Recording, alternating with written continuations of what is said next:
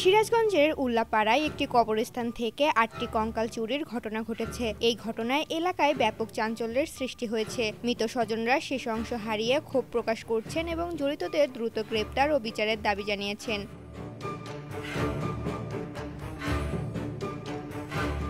আজকে সকালবেলা আসার পরে দেই বেটার কবর করা, আরও তার পাশাপাশি অনেকগুলো কবর করা। এইগুলো কবর করার কারণে আমি বেটার হয়েছে আর সবার জন্য খবর করে কঙ্কাল হয়তো চুরিয়ে নিয়েছে, হাড় আড্ডি উপরে পড়ে রয়েছে।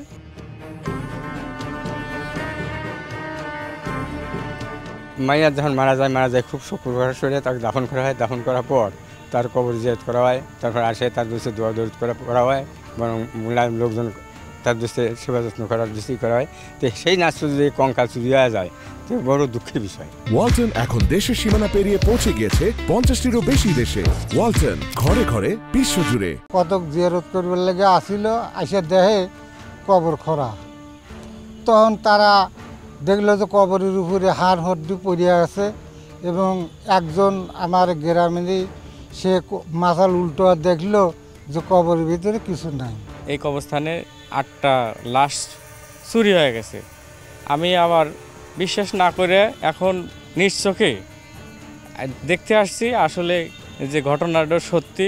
সিরাজগঞ্জের উল্লাপাড়া উপজেলার কয়রা সম্মিলিত কবরস্থান। প্রায় ১০০ বছর আগে স্থাপিত এই কবরস্থানটি এখন মানুষের শেষ আশ্রয়স্থল নয়, বরং আতঙ্কের কারণ। রাতের আধারে এই কবরস্থান থেকে চুরি হয়ে গেছে ৮টি কঙ্কাল।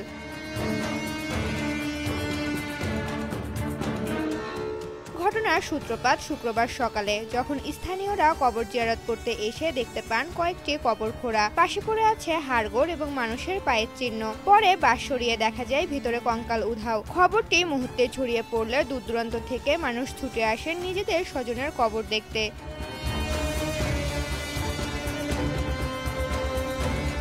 এই ন্যক্কারজনক ঘটনার খবর পেয়ে উল্লাপাড়া মডেল থানার অফিসার ইনচার্জ ঘটনাস্থল পরিদর্শন করেন। তিনি জানান, দ্রুত তদন্ত করে জড়িতদের বিরুদ্ধে কঠোর ব্যবস্থা নেওয়া হবে এবং বিষয়টা আমরা এখানে সরেজমিনে তদন্ত করে সাথে সাথে আমাদের ঊর্ধ্বতন কর্মকর্তাদের অবহিত করেছি এবং তারা নির্দেশনা দিয়েছে এটা অনুসন্ধানপূর্বক যারাই জড়িত থাকতো তাদের অনুসন্ধান করে তাদেরকে খুঁজে বের করে তাদের বিরুদ্ধে আইনগত ব্যবস্থা গ্রহণ করা যায়।